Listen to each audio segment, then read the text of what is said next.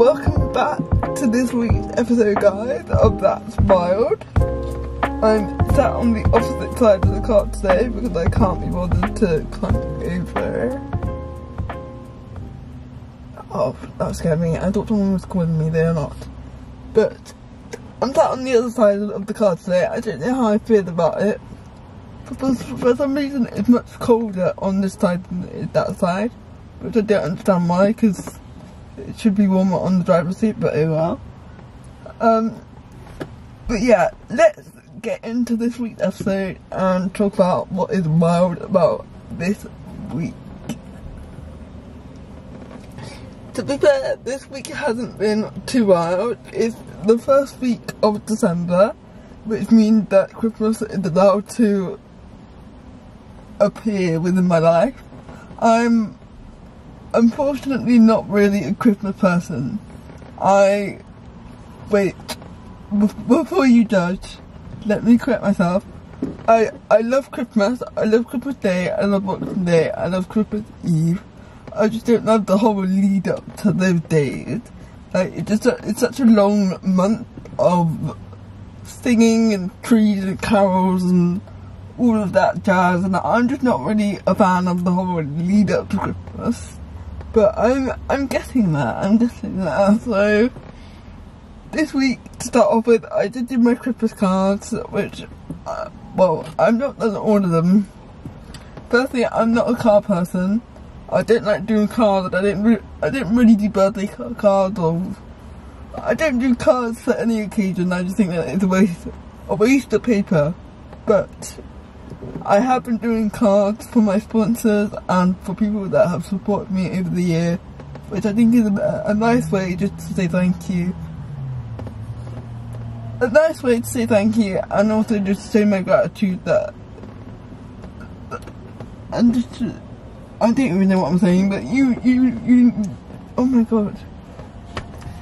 I don't even know what I'm saying, but you know what I mean. I think it's just a nice way to show that I'm grateful and thankful for what they've done in the year. So I started doing that this week, which I sent those out on my way here, which was actually quite nice, because I really like looking back on the year and seeing who supported me and what they've done. Like, yeah, having the opportunity to actually say thank you. So that I do like about Christmas cards. Next I have to do my family Christmas cards, which is the one that I don't really see the point in, but I'm still going to do them anyway because the family like them, so gotta do that. And then I've not got a Christmas tree yet. I'm a bit of a Scrooge in that sense. I just really don't want to. My mum loves the Christmas tree, she always gets a real one every year, but I got to a point in my 23 years where, like, I'm just not bothered anymore. I'm just really not bothered. I definitely enjoy Christmas a lot more when, like, there's kids around. So if my brother comes over with his children, or if there's any young kids in the family that are, like, coming to ours for Christmas,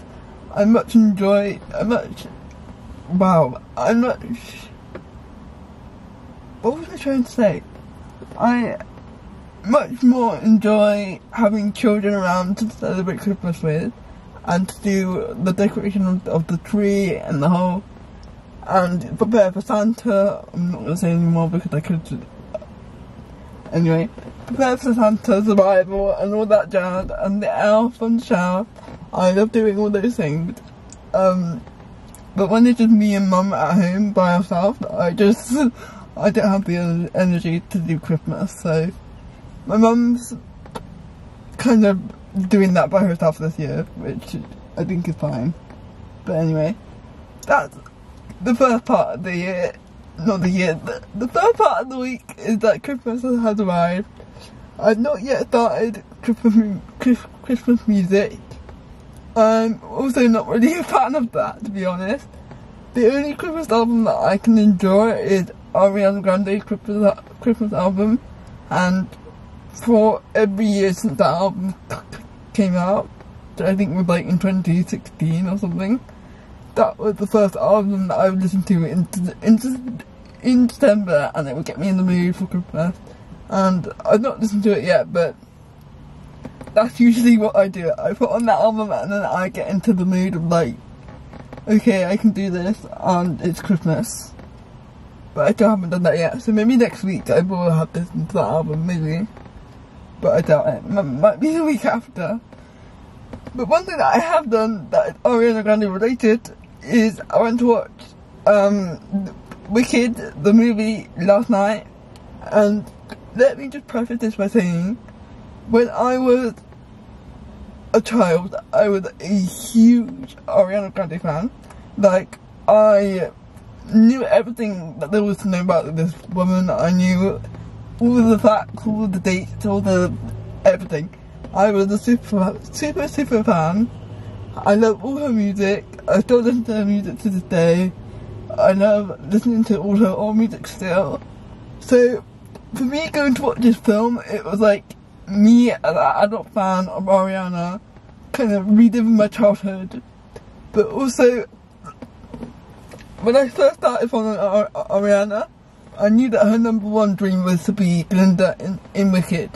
So me as an adult going to see her be Glinda in Wicked was like such a warm feeling in my heart, and like I felt like a proud mother. Like I felt just so proud because like she got the one thing that she really wanted.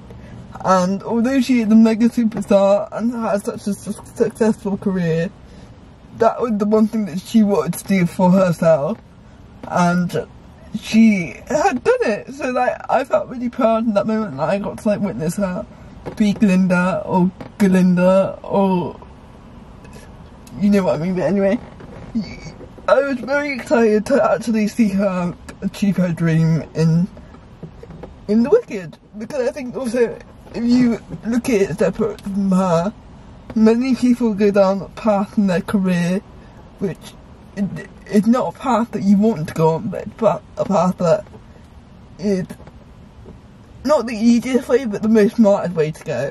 So like, you do things for your career, for other purposes like money, or like there's always another reason behind it to what you're doing on your career. It's not always, it's rare to go on a career journey that you truly want for yourself. You're always going to choose the one that has the better outcome to your lifestyle. But yeah, I just felt really inspired because like she finally got to choose the path that she wanted, that she dreamt of, and it wasn't about money or about lifestyle, or there wasn't any outcome to it. It was just, that was her one dream since she was a childhood. I can't say that was her one dream since she was a child, and now she finally got there. I don't know, I just felt really inspired to like also keep in mind that the dreams that I had when I was a child that maybe aren't as realistic now, because like I'm an adult and I need to think about money and finances and lifestyle. Just to keep that in mind, like one day I might be able to still do that, and I shouldn't give up on that dream. So it gave me a nice feeling at the end of it that like I just shouldn't give up on anything that I want to do. So that was one good positive that came out from the movie. The other good positive, okay, first of all, let's just talk about the movie quickly.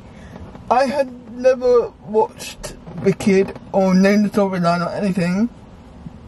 I love the storyline. The storyline is very centered around discrimination and inclusivity and acceptance and rising above, and it felt like a lot of those the genres were such a huge part of my life and still are. And as a child I almost felt like an Elphaba, where you're so different to everyone else that you're just not accepted, and then you finally find someone that actually sees you for who you are beyond your exterior appearance, and you feel accepted for the first time.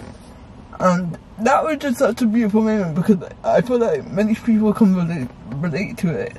But as a person with a disability, you are judged a lot by your external appearance. I really can't speak today. External appearance. Got there eventually. So, see that storyline of someone being so different and being accepted for who they are generally, and then also the self-acceptance that came with that. That was such a light bulb moment in that whole storyline, because I think I spoke about it a little while ago on one of my old podcasts, but it takes so long, or at least for me, it took me so long to find self-acceptance in my disability and who I was, that when I finally chose to just accept it, it was like my whole life had changed. And seeing that on screen for Elphaba, it was so beautifully done in theatre. It was so cinematically done, so beautifully written. The performance was just so beautiful, and it just touched my heart. I just felt so touched in that moment because I knew how that felt, and it is so rewarding to not only be accepted by someone else, but to be accepted by yourself, and to accept that, yeah, I may have dreamt of change, but now I actually want to be who I am. Anyway, that got really, really deep, but it was just a really powerful moment in the film, and yeah, it stuck with me that, like, it was just so beautifully done. And Cynthia is such an amazing actress, amazing performer, amazing singer. Her voice is incredible. I've been listening to the soundtrack all morning because I just can't get her voice out my head. But yeah, if you haven't watched it, I really recommend, because there's so many themes within the film that I think relate to modern life, modern living, that you can put into your own perspective and see from your own perspective. So if you haven't watched it, yes, it is a film about witches and good and bad and sorcery, but there's so much more behind the storyline that you wouldn't necessarily see. So I totally 100% recommend going to watch it. Well, this week has kind of been a week of like TV and film releases, because we also had the TV show that I'm in, Dare to Defy, came out on Monday, and it's on Amazon Prime. Episode 1 is out, there's 3 episodes, so there'll be another one next week and the week after. But again, this series touches on inclusivity in sports, and whether people are doing enough to make sports inclusive for everyone. And the answer just really is no. There's so much more that can be done to make sports accessible for more people. And even though sports, we have Paralympics and we have disability categories, there's still a level of what's the word? Wait. Exclusivity? No. Think.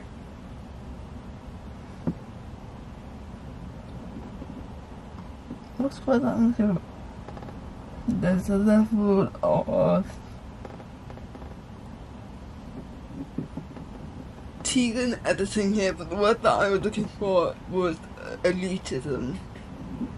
I can't think of the word. But there's a level of exclusivity and restriction within sports, and how it's almost like you either have to be it's so hard to describe, but within sports and disabled sports, when you're competing at a higher level, you get classified and you get put into a category where you're competing against people with similar disability to you, which is more fair overall, but there's many disabilities that aren't classifiable, so that then limits the amount of inclusivity that sport can give. So there's a lot more that can be done to make sport more inclusive to more people. And one thing that I think sports should be is you should be allowed to do the sport without wanting to go pro, because a lot of the sports you don't need to be classified unless you're thinking about going pro, but there's no opportunities for people to try out the sport without being classified. So there needs to be more of that, I think, more of the grassroots, more of the entry level, more of the have a go at this and see whether you like it, because it's a lot of work and time and money to work to get classified, that if you get there and you get it and then you don't want to do the sport, it is so annoying. So I just think there should be more opportunities and avenues into getting into sports and trying and having a go and building a connection with the community and asking people about it. And there's so much more, not only in equestrianism but in sports in general. There's just so much more that can be done. But yeah, if you haven't watched that, if you haven't watched Dare to Defy, you definitely should. It's on Amazon Prime and it's called Dare to Defy. There's 3 episodes, and we're looking on inclusivity, diversity, and representation within sport, and how it can be improved. So definitely go watch it, and I will not stop telling you to go watch it. What else have I done? The other thing that I've done, which again, it's been a very film week this week, but I watched Moana 2 on whatever day with my cousin Tiana, and I cried, I think, 5 times while watching this movie. And I'm not really a crier at films, but this film had my heartstrings the whole time, and I think it was because it's the first time that I've seen a Disney character age, and she is the older version of herself in the first film, and she just looks so much more mature and just older. Like when I watched the first one, I felt like a lot younger, and then watching this one, I felt like she looked like she was my age. And that made me tear up, because I felt like I was growing with the film, and like I could see myself and Tiana and my friends and family around my age in this film and the storyline. And then, I mean, I don't want to give any spoilers away, but the other thing that gets me every time with Moana is her grandma. And it's because her grandma is very much like my grandma, and my I don't call her gran, I don't know why I call her that. My nan, she lives in Jamaica, so I don't see her that often, but she is so much like Moana's nan, and whenever she comes on screen, I just get tearful, because I see my nan in her so much. And without giving any spoilers, kind of, maybe, I don't know, no, I think it's okay. So, in the film, the Nan appears twice or 3 times as an ancestor, and every every time I started crying because I just can't even think about it. Like, I think it's because, okay, let me think about it. So I think the reason that I cry is because in the first film, her nan died, and then she becomes the ancestor, and the ancestors in the culture of Moana, I don't want to mess it up, but in their culture, their ancestors come back to give them guidance, and I really loved the idea that one day my grandma will come back and give me that guidance. So I think I cry because every time I see that in the film, I really hope that that's gonna be the way I really hope that's the way that it'll be in the future for me when the time comes that I will see my nan in something, or she'll find a way to come and give me the guidance and give me answers to my questions, and I don't know, but I feel like that's why I always cry when I see it in that film, because she just reminds me so much of my nan, and I always tell my nan she's not allowed to die because that day, that would just, anyway, she's just not allowed to die. She's just not allowed. She has to stay alive for at least another 10 to 15 years because my emotions cannot handle that right now. So we made a deal. She's not allowed to die within the next 10 to 15 years. And I bloody hope that she keeps it. But actually, another thing that I loved about this film is the music and the soundtracks. They were absolutely stunning, and I feel like sometimes I forget that I have a degree in film production, because I was watching the film and I was like really analysing the audio production and the voice placement and the instrument that they used, and it's so culturally rounded, unlike many films. Like, there's not a lot of Disney films that have so much culture within them. It just felt so lovely to actually see that representation is getting that. It's like, it's just so nice to see, like, people are being represented in different areas.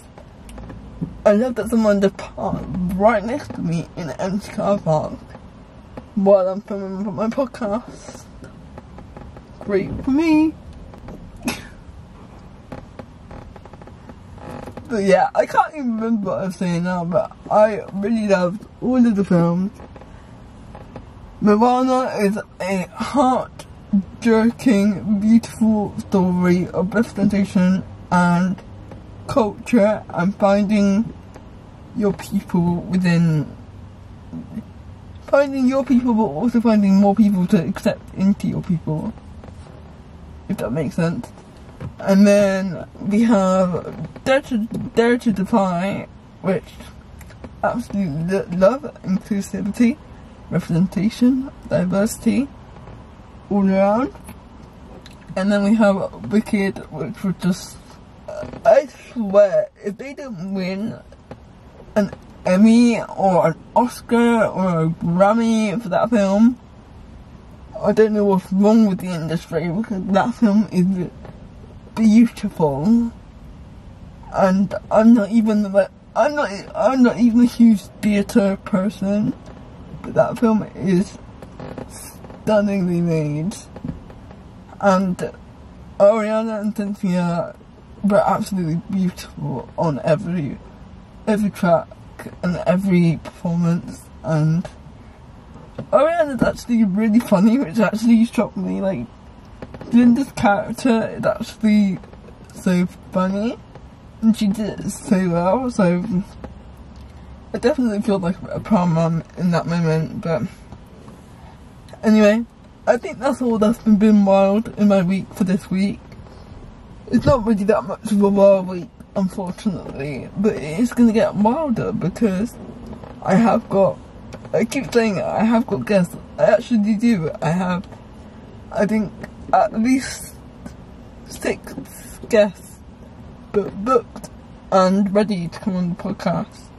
So you guys better be prepared for us to come in December and in the new year, because we have many exciting guests that will be coming on. And yeah, I hope you guys have had a good week. I am now going to go to the gym. I do not want to go to the gym, but I must. So I better stop yapping. And yeah, thank you guys for watching. Again, don't forget to like and subscribe. And if you're on Spotify or Apple, don't forget to leave a review or comment below, because it really helps me do what I'm doing, and I will make better content the more that I know people actually will watch it. So thank you guys for listening, and I'll see you next week. Bye! The other thing that I wanted to say was Sticky by Tyler the Creator. It's crazy. I feel like my mind 24/7 is better get a mother getting sticky in the bed. Better find a mother getting sticky in the bed.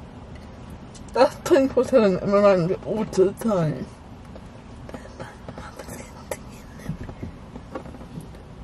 Oh, I love that song. Okay, bye.